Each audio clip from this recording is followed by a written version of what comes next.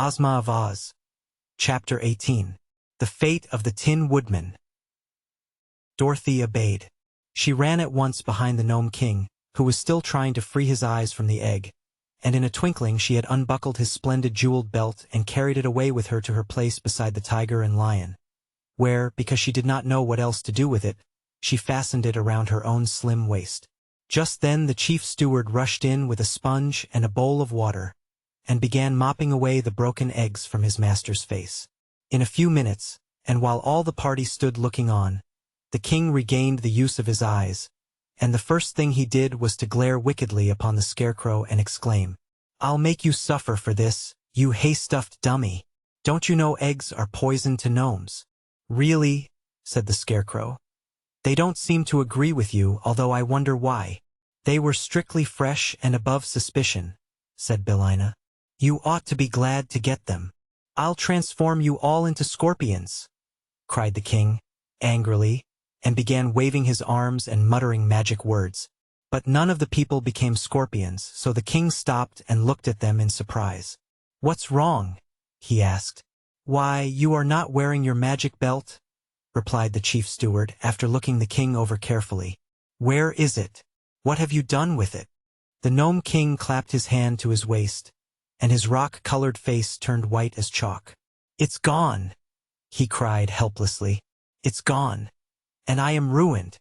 Dorothy now stepped forward and said, "Royal Ozma, and you, Queen of Ev, I welcome you and your people back to the land of the living.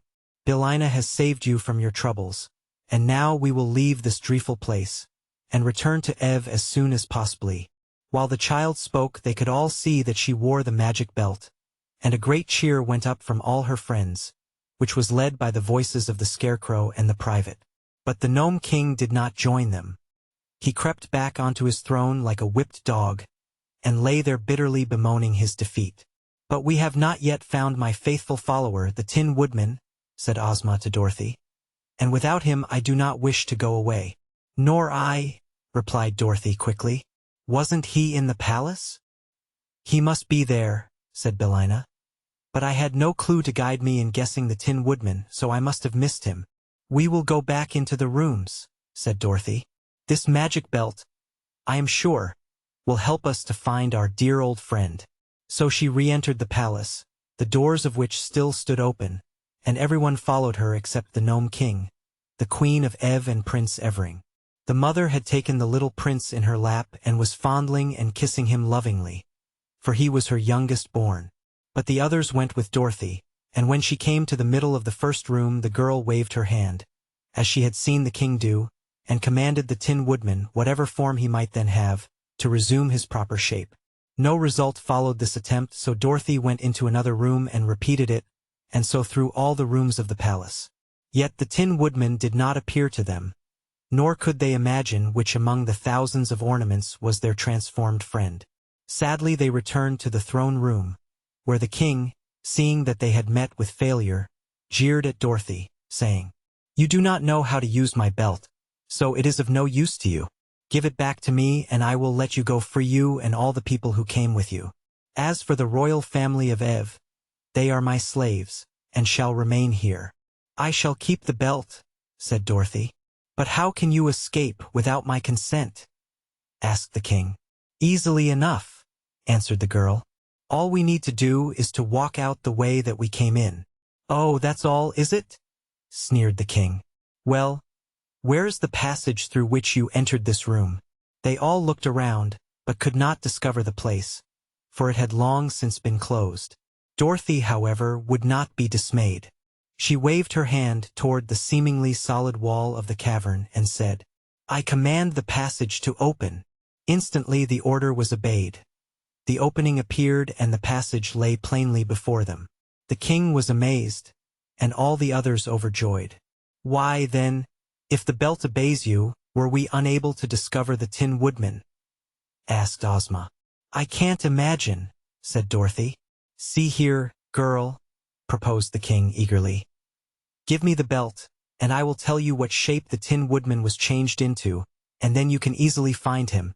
Dorothy hesitated, but Billina cried out, "Don't you do it. If the Gnome King gets the belt again, he will make every one of us prisoners, for we will be in his power.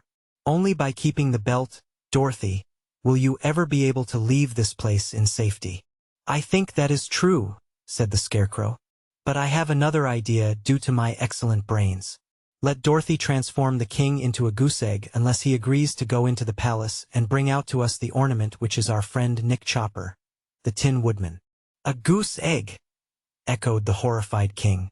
"How dreadful! Well, a goose egg you will be unless you go and fetch us the ornament we want," declared Billina with a joyful chuckle. "You can see for yourself that Dorothy is able to use the magic belt all right," added the Scarecrow. The Gnome King thought it over and finally consented, for he did not want to be a goose egg. So he went into the palace to get the ornament which was the transformation of the Tin Woodman, and they all awaited his return with considerable impatience, for they were anxious to leave this underground cavern and see the sunshine once more.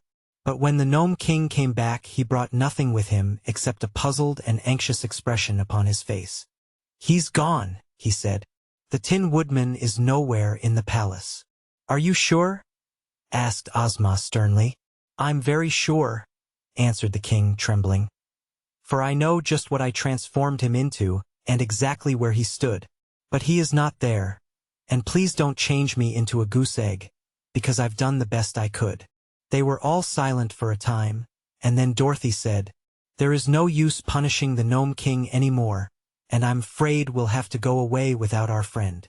"If he is not here, we cannot rescue him," agreed the Scarecrow sadly. "Poor Nick. I wonder what has become of him." "And he owed me 6 weeks back pay," said one of the generals, wiping the tears from his eyes with his gold-laced coat sleeve. Very sorrowfully they determined to return to the upper world without their former companion, and so Ozma gave the order to begin the march through the passage. The army went first, and then the royal family of Ev, and afterward came Dorothy, Ozma, Billina, the Scarecrow, and Tik-Tok. They left the Gnome King scowling at them from his throne, and had no thought of danger until Ozma chanced to look back and saw a large number of the warriors following them in full chase, with their swords and spears and axes raised to strike down the fugitives as soon as they drew near enough. Evidently the Gnome King had made this last attempt to prevent their escaping him, but it did him no good, for when Dorothy saw the danger they were in, she stopped and waved her hand and whispered a command to the magic belt.